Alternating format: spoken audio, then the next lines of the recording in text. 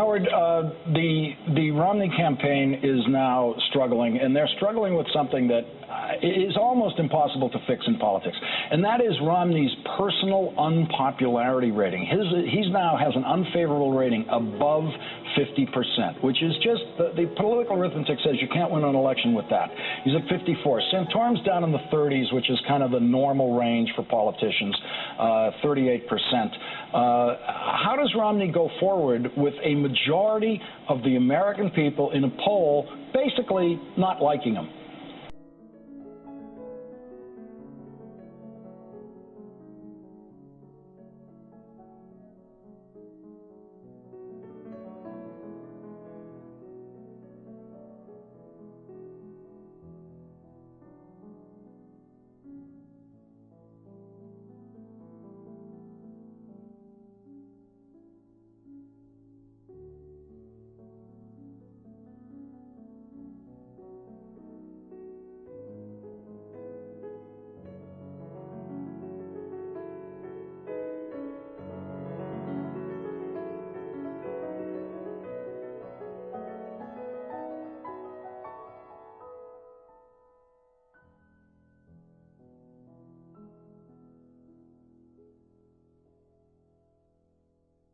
Okay, let's look at the numbers. Here are the favorable unfavorables right now on the Republican frontrunners. Gingrich, 63% unfavorable, 25% favorable. Look at that spread. Romney, 54% unfavorable, 34 favorable, a 20-point spread there. Santorum, he's relatively okay. 38% unfavorable, 32% favorable. He at least, well, he doesn't have a positive, but he doesn't have a bad negative. That's pre-kitchen sink. Pre-kitchen sink.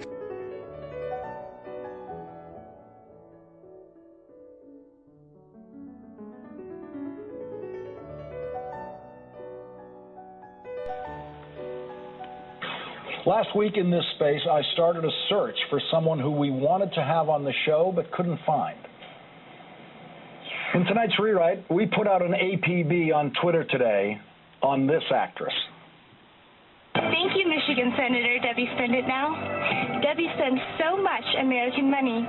You borrow more and more from us. Your economy gets very weak.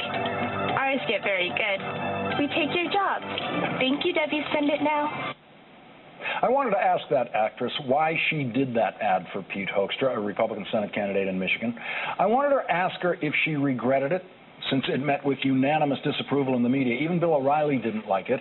I wanted to give her a chance to explain herself and apologize for participating in an ad based entirely on racial stereotyping, xenophobia, and nativism. We got very close to her in the last few days. The Last Word staff spoke to people close to her at various times on the phone, but that's as close as we got until today, when Lisa Chan issued this apology on her Facebook page. I am deeply sorry for any pain that the character I portrayed brought to my communities. As a recent college grad who has spent time working to improve communities and empower those without a voice, this role is not in any way representative of who I am. It was absolutely a mistake on my part, and one that over time I hope can be forgiven. I feel horrible about my participation, and I am determined to resolve my actions.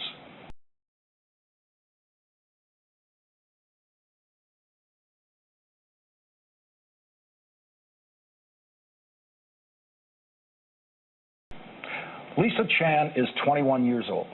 She is a graduate of UC Berkeley, one of the most distinguished institutions of higher learning in the world.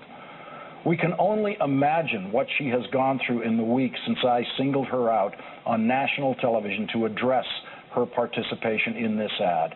I used it to make the more general point that actors should refuse this kind of work, that they should take a pledge, I will not play dirty politics, meaning the actor will not play a racial stereotype or tell lies in political advertising. The acting community should simply say, if you're going to make lying, offensive political ads, you're going to do it without our help. That actors should refuse this kind of work or tell lies in political advertising. That actors should refuse this kind of work or tell lies in political advertising. That actors should refuse this kind of work. In her apology, Lisa Chan says, I feel horrible.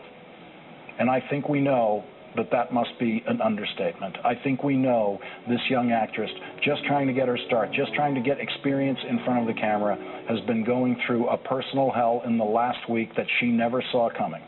And that horrible week for Lisa Chan turned out to be a horrible week for Pete Hoekstra's campaign. The horrible ad starring Lisa Chan appeared as a local ad during the Super Bowl in Michigan, and since then, Democratic Senator Debbie Stabenow, who was ahead by 9 points, has opened up a 14-point lead over Hoekstra in a new robo poll by Public Policy Polling, and 45% of Michigan voters in that poll, so they say they are now less likely to vote for Hoekstra specifically because of that ad.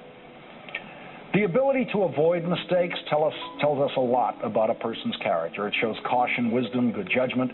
But even those of you who have all of that still make mistakes, big ones. What you then do about those mistakes gives us another window into your character.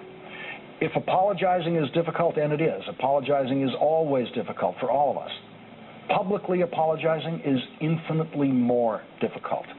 The honest public apology has all but disappeared. Public apologies always begin with the word if, as in, if I offended anyone.